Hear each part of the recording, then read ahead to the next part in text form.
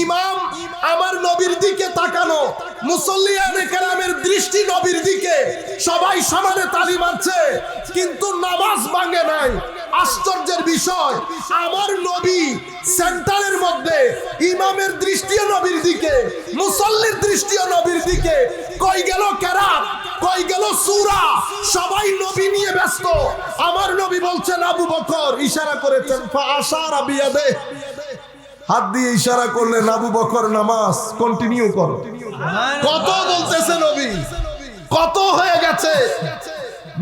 বাইরের লোক ইশারাও দিলেন, আবু বকরকে ইশারা দেওয়ার দে। আবু বকর ফারাফা ইয়াদাই, হাত তুলে দিলেন আল্লাহর দরবারে। নামাজের মধ্যে, জোহরের নামাজ, আসরের নামাজের মধ্যে কি হাত তুলে মোনাজাত করে? কিন্তু আবু বকর সিদ্দিক শরীয়ত চিন্তা করে নাই, কারণ নবী দো জাহান জামাতের মধ্যে শরীক আছে। আমার নবীকে নিয়ে কিছু করলে নামাজ ভাঙবে না, সেটা তাদের আকীদা, ঈমান ছিল। আল্লাহু আকবার,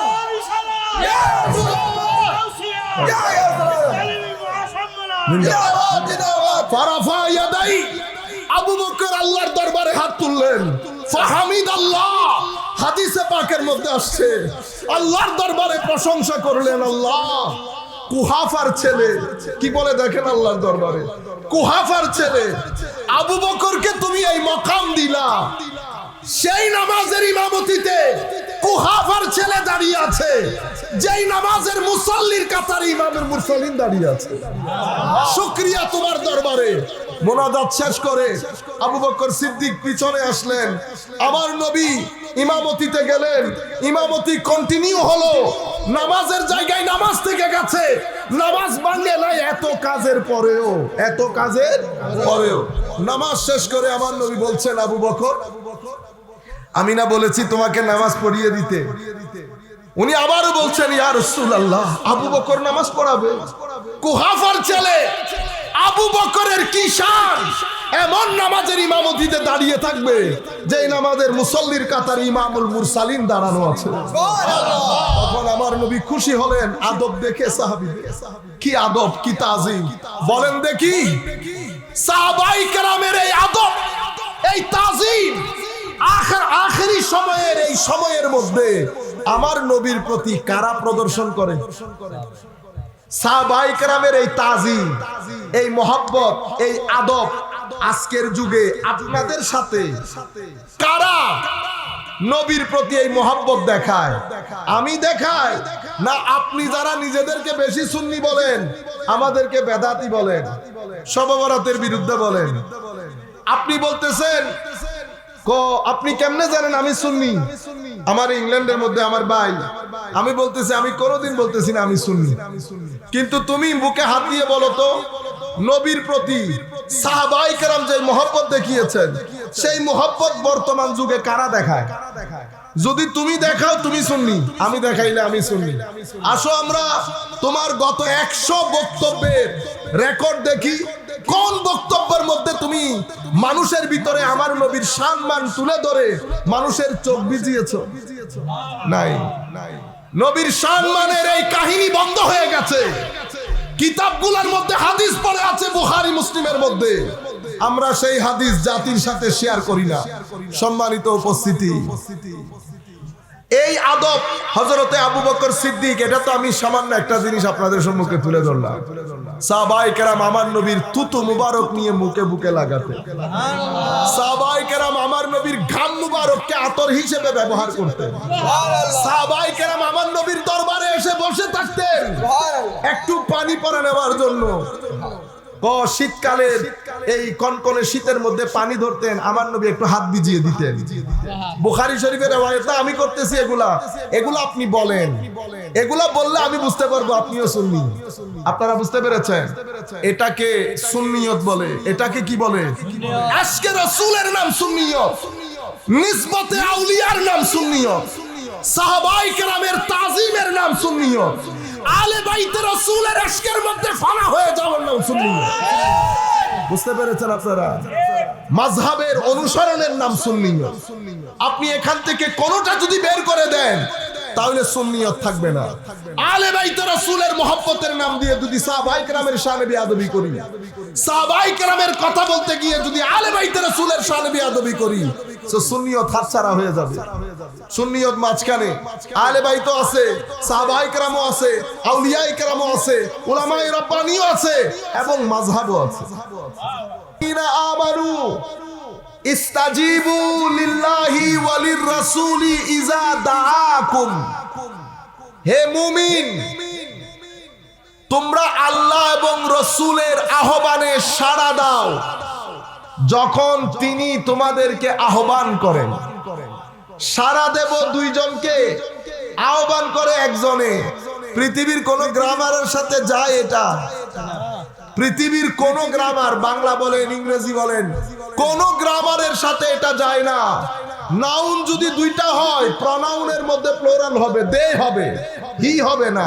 মানে আমি যদি বলি আপনি এবং আপনার বাবার শার্টের সাইজ কত, আপনি আপনার বাবা দুইজনের কাপড়ের সাইজ কত, আপনারা সাদা রং পছন্দ করেন না কালো, এটা বলবো, নাকি আপনি সাদা রং পছন্দ করেন না কালো, এটা বলবো? মানুষ যেহেতু দুইজন, বলতে হবে আপনারা। আপনি বললে শুদ্ধ হবে? শুদ্ধ হবে না। কেন? কারণ আমি দুইজনের বিষয়ে প্রশ্ন করেছি, আপনি এবং আপনার বাবা, দুইজন মিলে আপনারা, আপনি না। এখন হে মুমিন, সাড়া দাও কার আহ্বানে? আল্লাহ এবং রাসূলের আহ্বানে। যখন তারা আহ্বান করেন, কথা হওয়ার কথা ছিল এরকম, কিন্তু আল্লাহ বলছেন কি, ইয়া আইয়ুহাল্লাযীনা আমানু ইস্তাজিবু লিল্লাহি ওয়া লিররাসূলি ইযা দাআকুম। হে মুমিন, আল্লাহ রাসূলের আহ্বানে সাড়া দাও যখন তিনি আহ্বান করেন।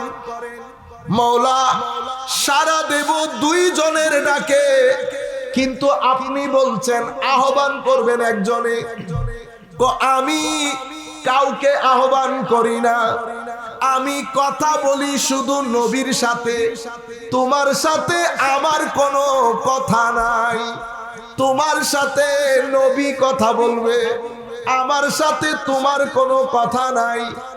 নবী আহ্বান করা মানি আমি আহ্বান করা। সুতরাং নবীর প্রত্যেক কাজের মধ্যে আমিও শামিল আছি। সুবহানাল্লাহ। সেই কারণে আমাদের ঈমানের এই জিনিসটা মুখস্থ করে ফেললে আমার আজকের 15 মিনিট সার্থক। আমাদের ঈমানের জান, ঈমানের প্রাণ, ঈমানের শিকড় তাওহীদ। কি জিনিস? তাওহীদ। আল্লাহর একত্ববাদ। আল্লাহ এক, অদ্বিতীয়, শুরু নাই, শেষ নাই, জায়গা নাই, ডান নাই, বাম নাই, উপর নাই, নিচ নাই, সময়, কাল, স্থান সব কিছু থেকে পূত পবিত্র। কারো মত না, কারো সাদৃশ্য না, কোন দিক থেকে আকারে, রঙে, আকৃতি, প্রকৃতি, গঠন, ধরন, কোন দিক থেকে মওলা কারো মত না। তাওহীদে রব্বানি। আমার আল্লাহ রব, আমার আল্লাহ আমার সিজদার ইবাদতের একচ্ছত্র অধিপতি। আমরা সবাই তার কর্তৃত্বাধীন।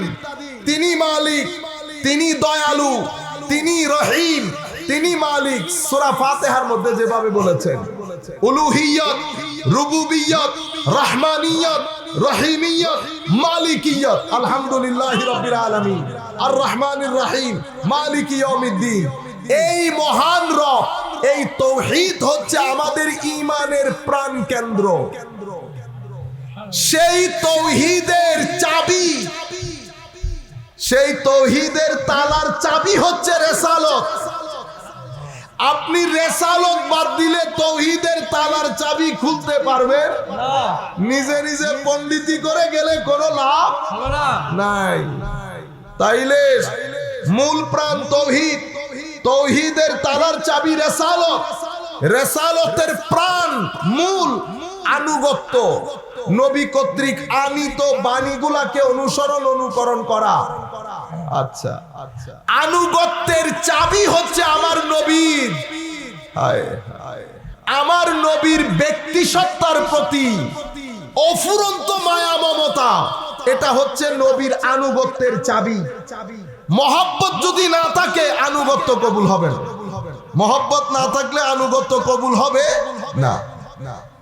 তাইলে আমি আপনাদেরকে এটার আলোকে দুইটা হাদিস বলে আমরা ওই বিষয়টা শেষ করব। আমি আবার বলি, আমাদের ঈমানের প্রাণ তাওহীদ, তাওহীদের তালার চাবি রিসালাত, রিসালাতের প্রাণ আনুগত্য, আনুগত্যের প্রাণ আমার নবীর প্রতি মহব্বত। আপনারা বুঝতে পেরেছেন? সম্মানিত উপস্থিতি, আমার এই কথার সামনে আমার নবীর জমানার দুইটা আদর্শকে আমি আপনাদের সম্মুখে দাঁড় করাই। সাহাবায়ে কেরাম হযরতে আবু বকর সিদ্দিক রাদিয়াল্লাহু আনহু, ফারুক আযম, উসমানে গনি, সাহাবায়ে কেরাম বলতে সাহাবায়ে কেরাম, সাহাবীরা কেমন ছিলেন? তাওহীদ বলেন, আনুগত্য বলেন, আমার নবীর ইশক মহব্বত বলেন। তাওহীদের ব্যাপারেও আপনারা জানেন, আনুগত্যের ব্যাপারেও আপনারা জানেন। আমার নবী যেরকম করতেন সাহাবায়ে কেরামও সেরকম করতেন। আমি শুধু একটা এক্সাম্পল দিই। ভর দুপুর একটা দুইটা জোহরের নামাজ পড়ে আব্দুল্লাহ ইবনে ওমর দূরের একটা জায়গায় যাইতেন। এই রোদের মধ্যে, সৌদি আরবে যারা গেছে তারা জানে গরম কাকে বলে। আব্দুল্লাহ ইবনে ওমর যেতেন, গাছের নিচে কতক্ষণ বসে আবার চলে আসতেন। ওনার সঙ্গী সাথীরা জিজ্ঞেস করলেন, হুজুর এই গরমের মধ্যে আপনি এই কাজ কেন করেন? আমি কেন করি জানি না, আমি আমার নবীকে করতে দেখেছি, বিদায় করি। কেন করেন আমার নবীকে আমি জিজ্ঞেস করি নাই, আমিও জানি না আমি কেন করি, বস নবীকে দেখেছি আমিও করি। সুবহানাল্লাহ বলেন। এটা হচ্ছে সাহাবায়ে কেরামের আনুগত্য আমার নবীর প্রতি। আবু বকর সিদ্দিককে বলেছেন, আবু বকর হিজরত করতে হইতে পারে, হিজরত করতে হইতে পারে। যেই রাত্রে আমার নবী আবু বকরের ঘরে করাঘাত করেছেন মদিনা শরীফে বের হওয়ার জন্য, এক আঘাতে আবু বকর সিদ্দিক ভিতর থেকে জবাব দিয়েছেন, ইয়া রাসূলুল্লাহ লাব্বাইক, আছি। আবু বকর ঘুমাও নাই? ইয়া রাসূলুল্লাহ ঘুম তো সেদিন থেকে বন্ধ করে দিয়েছি যেদিন আমার প্রিয় বলেছে আবু বকর খেয়াল রাখিও হিজরত করতে হইতে পারে। এটাকে বলে নবীর আনুগত্য, নবীর প্রতি তাদের ডেডিকেশন এবং স্যাক্রিফাইস। এটা তো আপন জায়গায়। এবার মোহাব্বত কেমন ছিল সেটা দেখেন। আমার থিসিস কি করেছি? ঈমানের প্রাণ আমি বলেছি তাওহীদ, তাওহীদের তালার চাবি রিসালাত, রিসালাতের প্রাণ আনুগত্য, আনুগত্যের তালার চাবি মহব্বত। এখন আমরা সাহাবায়ে কেরাম দিয়ে সেটা দেখি। তাওহীদও দেখলাম সাহাবায়ে কেরামের, ডেডিকেশন তথা আনুগত্য দেখলাম। মহব্বত কেমন ছিল দেখেন, ব্যক্তির প্রতি মহব্বত। সাহাবায়ে কেরাম কোন একটা বাড়ির একটা কেস সেটেল করার জন্য গেছেন, নামাজের ওয়াক্ত হয়েছে, মুয়াজ্জিন এসে বলতেছেন, হুজুর আবু বকর সিদ্দিক রাদিয়াল্লাহু তাআলা আনহুকে, হুজুর নামাজের ওয়াক্ত হয়ে গেছে, আমার নবী তো ব্যস্ত, একামত দেই, নামাজটা পড়াই দেন। দাও। একামত দেওয়া হয়েছে, নামাজ শুরু হয়ে গেছে। ইত্তাবসরে আমার নবী তাশরীফ আনলেন।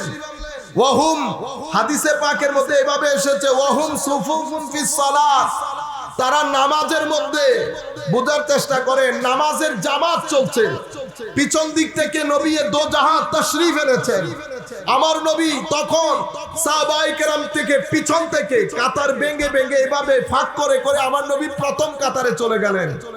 পিছনের কাতারের লোক যখন আমার নবীকে দেখলেন, হায় হায় হায়, সবাই খুশিতে আত্মহারা, সবাই নামাজের মধ্যে তালি মারা শুরু করলেন। তালি, প্রথম কাতারে তালির গোল, অতঃপর দ্বিতীয় কাতার, অতঃপর তৃতীয় কাতার, তালিতে তালি, তালির আওয়াজ। কিন্তু আবু বকর সিদ্দিক, রিওয়ায়াতের মধ্যে আসতেছে আবু বকর সিদ্দিক নামাজের মধ্যে অনেক খুশু এবং খুদু নিয়ে নামাজ পড়তেন, ডান বাম কখন তাকাতেন না। বলেছে যখন তাসফিক তথা তালির আওয়াজ বেড়ে গেছে, আবু বকর সিদ্দিক পিছনে তাকালেন, মুসল্লিরা সবাই তালি দিচ্ছে, ইমাম পিছনে তাকাইছে, নামাজ ভেঙে গেছে, নামাজ ভাঙছে।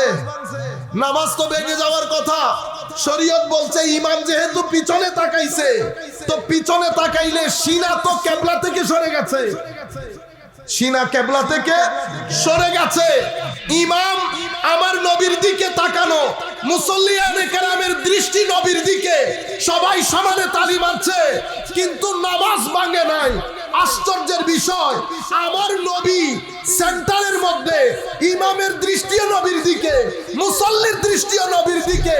কই গেল কেরাত, কই গেল সূরা, সবাই নবী নিয়ে ব্যস্ত। আমার নবী বলছেন আবু বকর, ইশারা করেছেন, ফাআশারা বিয়াদে, হাত দিয়ে ইশারা করলেন, আবু বকর নামাজ কন্টিনিউ করো। কত বলতেছে নবী, কত হয়ে গেছে।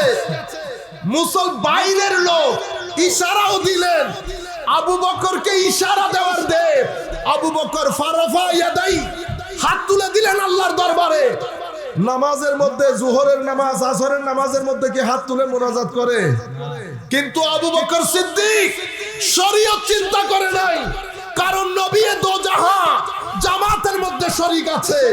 আমার নবীকে নিয়ে কিছু করলে নামাজ ভাঙবে না, সেটা তাদের আকীদা, ঈমান ছিল। আল্লাহু আকবার,